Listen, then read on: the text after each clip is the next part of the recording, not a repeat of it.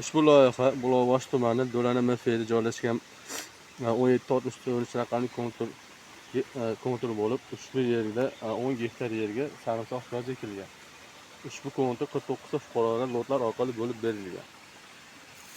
Har bir fuqaroga 20 sotdan to'g'ri keladi. Bu yerda agregator Xuram tekis integer hisoblanadi. Ushbu 10 gektar yer maydoni uzunligi 2000 metr, eni 500 metr.